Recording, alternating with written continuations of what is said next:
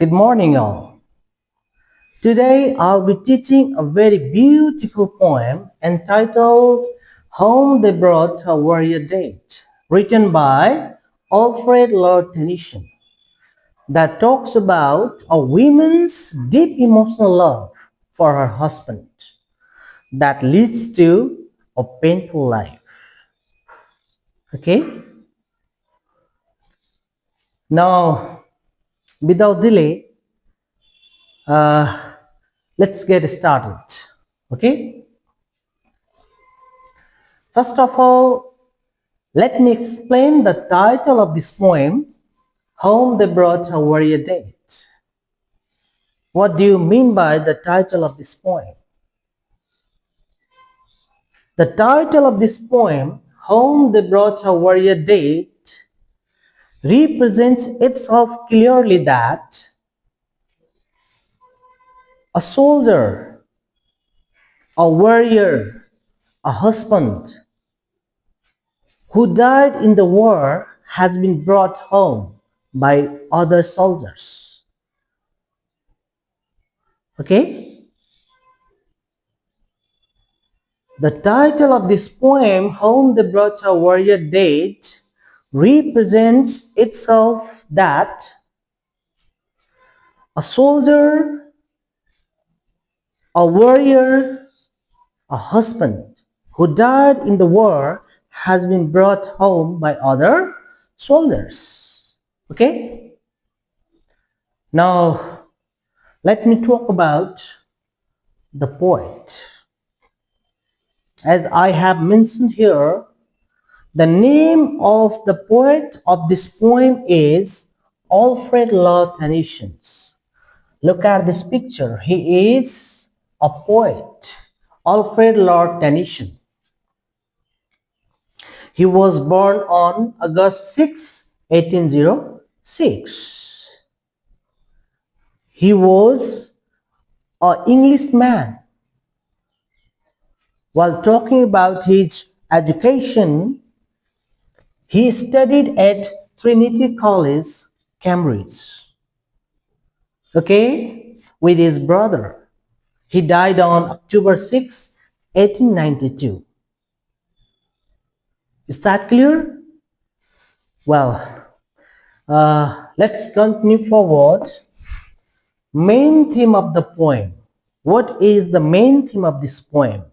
As I mentioned here, the main theme of the poem, Home They Brought or Warrior Date, is grief, deep love, emotional love, and emotional expression. What does it mean? It means the poem shows the deep sorrow of a wife, okay, whose husband has died in the war.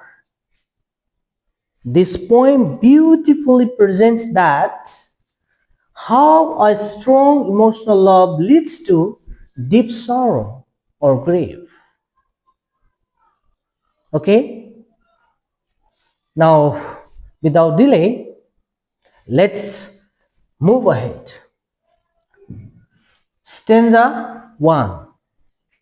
Before I start explaining the lines of the first stanza, let me show some difficult word meaning that I have mentioned here. Okay? Warrior means soldiers, dead, not alive, shunned, painted, uttered, spoke, cry, weep, maidens, young women, weep, cry. You read them and try to understand yourself. Okay? Now let me read the first stanza. Home they brought a warrior dead, she nor swooned nor uttered cry. All her maidens, watching, said, she must weep, or she will die. Now let me explain the lines of the first stanza in short and simple language with the help of this picture. Okay, with the help of this picture. Look at this picture.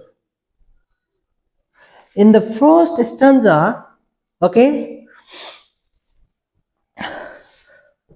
A man, a husband, a soldier, a warrior who died in the war has been brought home by other soldiers. At the same time, his wife has become motionless. After seeing her husband dead, he has become a motionless lady. Okay? She neither spoke nor cried. She praised in a place. Look at her. She praised in a place. She has become totally motionless. Neither she spoke nor cried. Look at this picture. But the women's around her said that she must weep, she must cry, otherwise she may die. Okay? She will be destroyed, as they know that our inner wound, our inner pain, okay, and stress is removed from our body through crying. Okay, our inner wound, stress, okay, is removed from our body through crying. Is that clear? Are you getting me or not? Yes, definitely. She must weep, otherwise she may die because of inner pain, because of inner stress. Is that clear? Now let's move to stanza 2. Then they praised him soft and low, called him worthy to be loved, trust friend and noblest foe, yet she neither spoke nor moved. Now let me explain stanza 2 in short and very simple language through this beautiful image. Look at this picture, look at this image. Women around her praised the dead body by saying he was a great person. He was the honorable person. He was a great warrior. Everybody loved him, so that she could cry or weep. But she did not react at all. She remained free. She remained motionless. She remained in the same state. She did not react at all. After listening the words of women's, neither she spoke nor cried. Okay? Are you getting me or not? To make her cry, women around her started praising the dead body by saying he was a great person, he was the honorable person, he was the great warrior. Everybody loved him. Even listening the words of these women,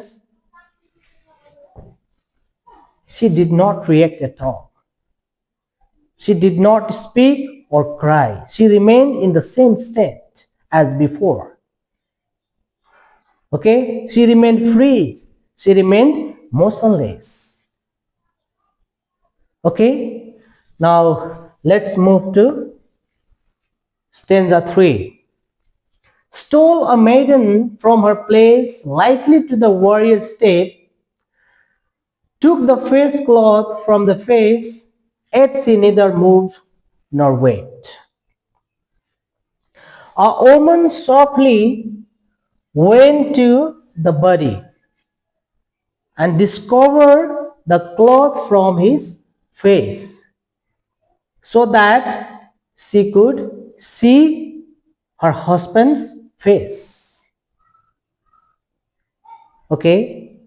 But after seeing her husband's face, even she did not react at all. She remained in the same state as before. She remained freeze. She remained motionless. She did not speak at all. She did not cry at all. Okay? Because of her inner pain, inner stress. Okay? Are you getting me or not? A woman softly went to the body and discovered clothes from his face, so that she could see her husband's face to weep. But she did not react at all. She remained in the same state as before. She remained freeze. She remained motionless. Neither she spoke nor cried. Okay, are you getting me? Okay, then now let's move. Stanza 4, the last stanza. Rose, a nurse of 90 years, set his child upon her knee. Like summer tempest came her tears. Sweet my child, I live for thee. Let me explain these lines in short and simple language through this beautiful image. Look at this image. This is a very beautiful image. Okay? A nurse of 90 years rose, placed her child in her lap. Okay? Are you getting me or not? At the end, a 90 years old called a rose, placed her child on her lap. And after seeing her child on her lap, she started crying heavily. Okay? She started weeping heavily. And she says that she must live for her child.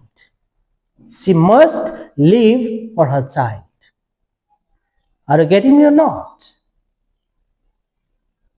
Finally, ultimately, or at the end, she said she must live for her child. Okay? Well, finally, I have written complete and short summary of the poem. You can take a screenshot for your better note. Okay? You can read it and try your best to understand yourself. I have written it in very simple language. Okay? Thank you. This much for today.